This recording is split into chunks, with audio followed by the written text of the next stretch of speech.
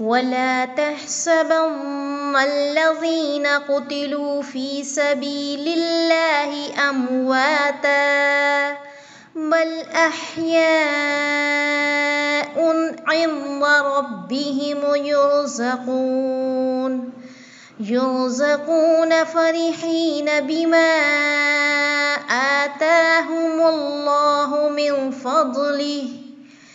من فضله ويستبشرون بالذين لم يلحقوا بهم من خلفهم ألا خوف عليهم ولا هم يحزنون يستبشرون بنعمة من الله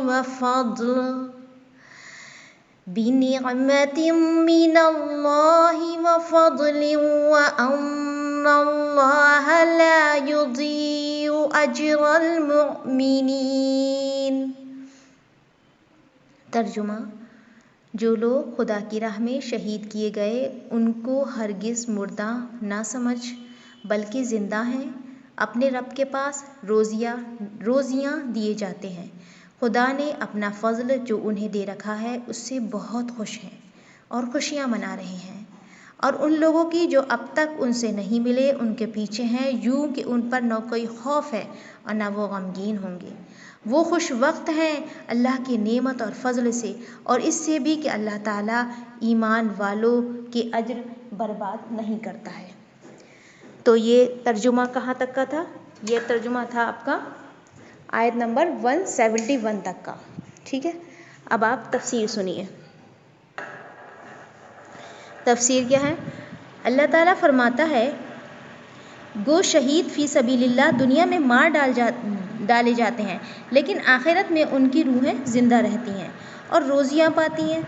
اس آیت کا شان نزول یہ ہے، شان نزول کہتے ہیں، جانتے ہیں نا شان نزول کیا ہوتا ہے؟ Back ground. نزول کہتے ہیں اترنا، شان کہتے ہیں اس کے آس پاس کا جو ماحول ہے اور اس کس وجہ سے وہ آیت اتری، ٹھیک ہے۔ رسول اللہ صلی اللہ علیہ وسلم نے 40 یا 70 صحابیوں کو برمعونہ کی طرف بھیجا تھا۔ یہ جماعت جب اس غار تک پہنچی جو اس کنویں کے اوپر تھی تو انہوں نے وہاں پڑاؤ کیا اور آپس میں کہنے لگے کہ کون ہے جو اپنی جانوں کو جوکھوں میں ڈال کر اللہ کے رسول کا کلمہ ان تک پہنچائے صلی اللہ علیہ وسلم۔ ایک صحابی رضی اللہ تعالیٰ عنہ اس کے لیے تیار ہو گئے اور ان لوگوں کے گھروں کے پاس آ کر بآواز بلند فرمایا، اے برمعونہ والو سنو، میں خدا کے رسول صلی اللہ علیہ وسلم کا قاصد ہوں، میری گواہی ہے کہ معبود صرف اللہ تعالیٰ ہی ہے اور محمد صلی اللہ علیہ وسلم اس کے بندے اور اس کے رسول صلی اللہ علیہ وسلم ہیں۔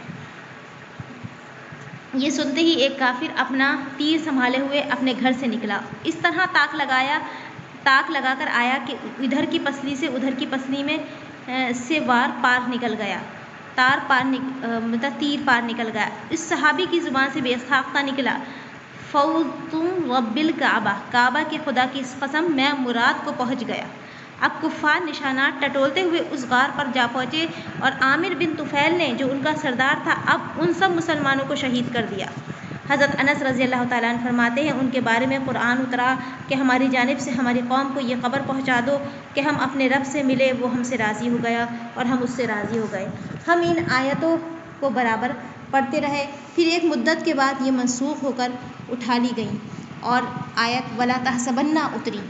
محمد بن جریر، صحیح مسلم شریف میں ہے کہ حضرت صدوق رحمۃ اللہ علیہ فرماتے ہیں، ہم نے حضرت عبداللہ رضی اللہ سے اس آیت کا مطلب پوچھا تو حضرت عبداللہ رضی اللہ تعالیٰ نے فرمایا، ہم نے رسول اللہ صلی اللہ علیہ وسلم سے اس آیت کا مطلب دریافت کیا تھا تو آپ نے فرمایا صلی اللہ علیہ وسلم، ان کی روحیں سبز رنگ پرندوں کے قالب میں ہیں، عرش کی قندیلیں ان کے لیے ہیں، ساری جنت میں جہاں کہیں چاہیں چریں چگیں اور ان قندیلوں میں آرام کریں۔ ان کی طرف ان کے رب نے ایک مرتبہ نظر کی اور دریافت فرمایا، کچھ چاہتے ہو؟ کہنے لگے، خدایا اور کیا مانگے؟ ساری جنت میں سے جہاں کہیں چاہیں کھائیں پیئیں، اختیار ہے، پھر کیا طلب کریں؟ اللہ تعالیٰ نے ان سے پھر یہی پوچھا، تیسری مرتبہ پھر یہی سوال کیا۔ جب انہوں نے دیکھا کہ بغیر کچھ مانگے چارہ ہی نہیں تو کہنے لگے، اے رب ہم چاہتے ہیں کہ تو ہماری روحوں کو جسموں کی طرف لوٹا دے، پھر ہم دنیا میں جا کر تیری راہ میں جہاد کریں اور مارے جائیں۔ اب معلوم ہو گیا کہ انہیں کسی اور چیز کی حاجت نہیں، تو ان سے پوچھنا چھوڑ دیا کہ کیا چاہتے ہو۔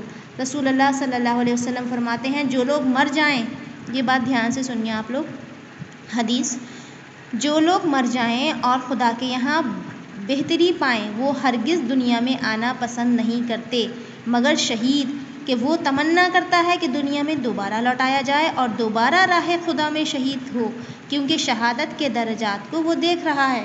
مسند احمد۔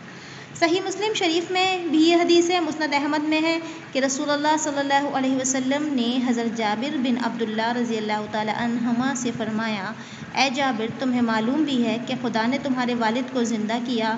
ان سے کہا، اے میرے بندے، مانگ، کیا مانگتا ہے؟ تو کہا، خدایا دنیا میں پھر بھیج تاکہ میں دوبارہ تیری راہ میں مارا جاؤں۔ اللہ تعالیٰ نے فرمایا، یہ تو میں فیصلہ کر چکا ہوں کہ کوئی یہاں دوبارہ لوٹایا نہیں جائے گا۔ ان کا نام حضرت عبداللہ بن عمر بن حزام انصاری تھا، خدا ان سے رضامند ہو، آمین۔ صحیح بخاری شریف میں حضرت جابر فرماتے ہیں رضی اللہ تعالیٰ عنہ، میرے باپ کی شہادت کے بعد میں رونے لگا اور ابا کے منہ سے کپڑا ہٹا ہٹا کر بار بار ان کا چہرہ دیکھ رہا تھا۔ صحابہ رضی اللہ تعالیٰ عنہ مجھے منع کر رہے تھے، لیکن حضرت صلی اللہ علیہ وسلم خاموش تھے۔ پھر حضور صلی اللہ علیہ وسلم نے فرمایا، جابر رضی اللہ تعالیٰ عنہ، رو مت، جب تک تیرے والد کو اٹھایا نہیں گیا فرشتے اپنے پروں سے اس پر سایہ کیے ہوئے رہے۔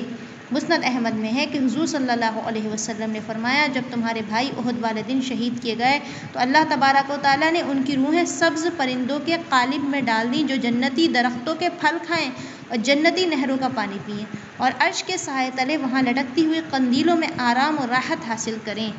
جب کھانے پینے، رہنے سہنے کی یہ بہترین نعمتیں انہیں ملیں گی تو کہیں گے، کاش کہ ہمارے بھائیوں کو جو دنیا میں ہے ہماری ان نعمتوں کی خبر مل جاتی تاکہ وہ جہاد سے منہ نہ پھیریں اور راہ خدا میں لڑائیوں سے تھک کر نہ بیٹھ رہیں۔ خدا تعالیٰ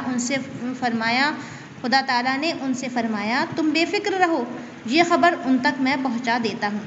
چنانچہ یہ آیتیں نازل ہوئیں۔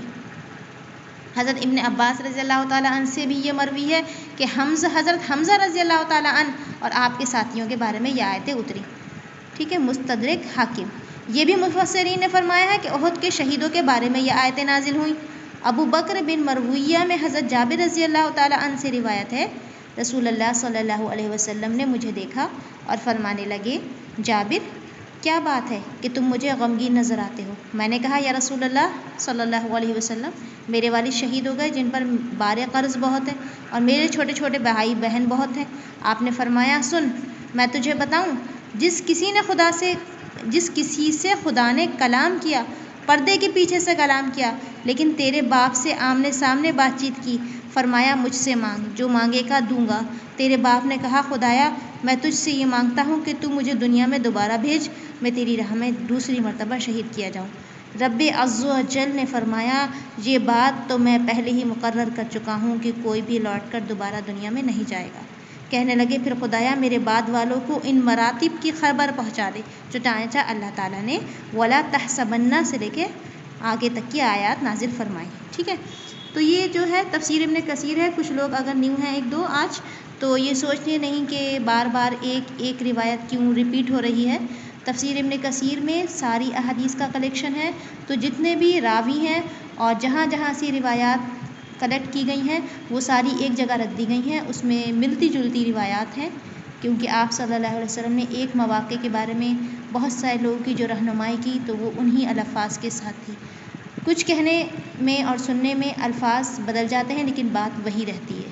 سمجھ رہے ہوں گے آپ سب لوگ میری بات، مجھے امید ہے۔